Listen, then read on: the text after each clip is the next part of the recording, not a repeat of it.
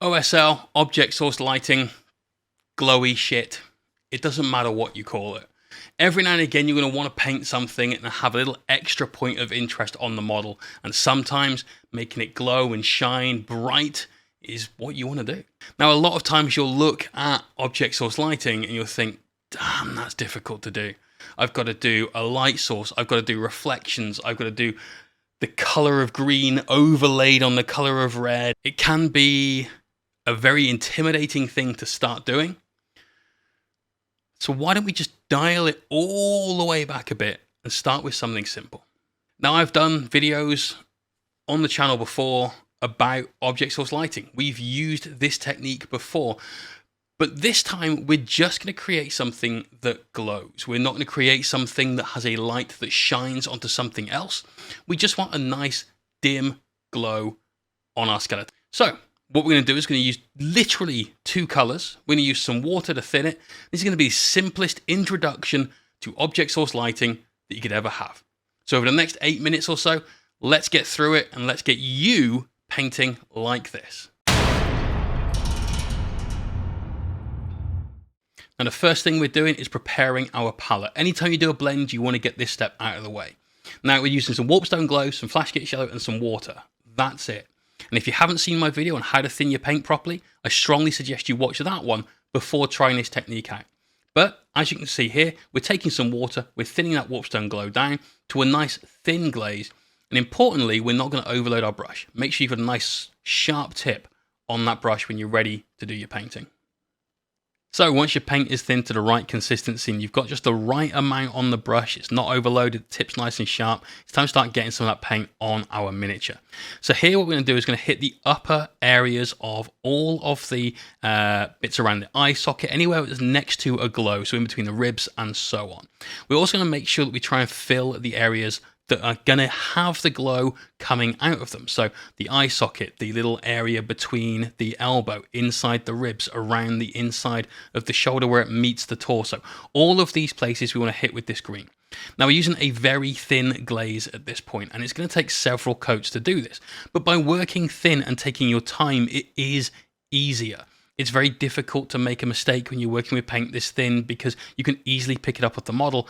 And bizarrely, because of the amount of water we're using instead of medium in our mix, it dries quicker.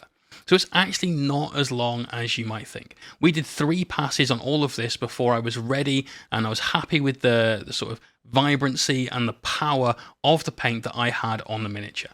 So take your time, get your foundation right, and the rest of this effect comes really quite easily. You'd be surprised, in fact, how easily. Okay, so we've got the outer extremes of our glow done. Now we need to start blending towards the brighter point of it. What we're doing now is taking some Warpstone Glow, some Flash Git Yellow, and mixing them up. But importantly, when we thin it down, we're not going to go as thin as we just have on our green glaze. We're still working those transitions in. We need to have a little bit more control over this paint from where we were before. Look at the difference between how the two behave on the brush. Make sure you still have a nice sharp tip on your brush though. So once you've got your paint mix that you're happy with, a nice bright, vibrant looking green, mixed in with that yellow, start applying that on the upper surfaces of all of the areas of the miniature that are going to be affected by a glow. So here you can see I'm putting it on the upper areas of the ribs. We're putting it on the area of the socket and the ball joint for the shoulder, inside the elbow and so on. Really what you're looking to do is just brush towards where the glow would be coming from every single time with your brush strokes, because that's where the biggest deposit of paint will fall. And you're looking to get a nice smooth transition from almost no effect of the green to a nice solid effect. Once you're happy with that, add some more yellow and keep doing it. So here you can see I'm painting that section of the eye socket. We're just working around the area where the glow will be coming from. We're not looking to have a glow that emanates miles out of the mini. If we did, we'd then be having to add glow to the other surfaces of his reflective non-metallic metal armor. There's a video tutorial for that, by the way, if anyone's interested. I'll put the link to that in the description below. We're also making sure, though, that our glow stays nice and tight so that we can have a lot of control over it. So here you can see I'm just putting an extra snap highlight onto all those areas by the ribs. And we've got another highlight to do in a second where we'll add even more yellow into the mix. Take your time. This is one of those really important steps that if you don't get right, the whole effect will crumble. So take as long as it takes. I've added in a little bit more yellow paint, and now I'm just hitting the edges, the upper edges of each of those areas. You can see I'm using a little bit of a stippling motion. Now, if you're liking this video, why don't you give it a cheeky thumbs up and like the video?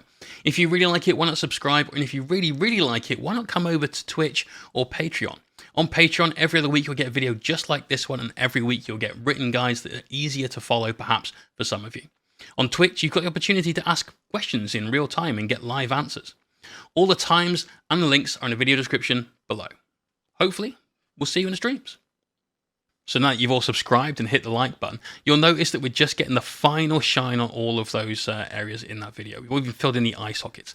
Now what I'm going to do is we're going to take some Flash Gitch Yellow and we're going to turn this into a very thin glaze. We're almost going to make a wash out of this, a recessed shade, and I'll show you why in a second. When you are creating something you want to be bright and vibrant, it's very important that you have one of two colors in your mix.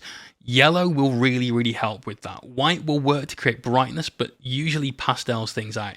And what we're doing with this yellow is we're just filling all of the deepest recesses, and we're trying to keep this in just the recesses as well. Maybe do a couple of passes of this till you get a nice solid yellow in all of those areas. On here you can see, for instance, things like the eye socket, in between the ribs, inside the elbow joint, etc. Because the next thing we're going to do, once we're happy with the level of the yellow that we've got in those areas, is we're going to take our green and we're going to wash back over the top of it.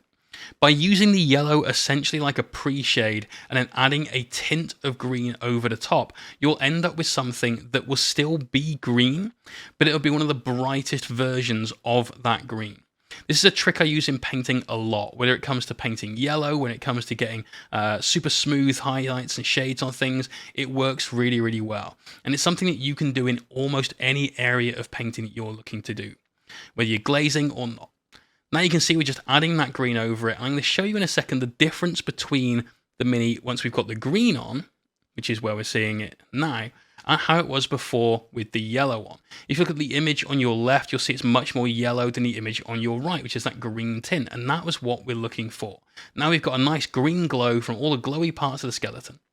I'm going to leave you with some B-roll shots of this guy, including a sneak peek of next week's video where you can see how we've done the base for this, a nighttime graveyard scene.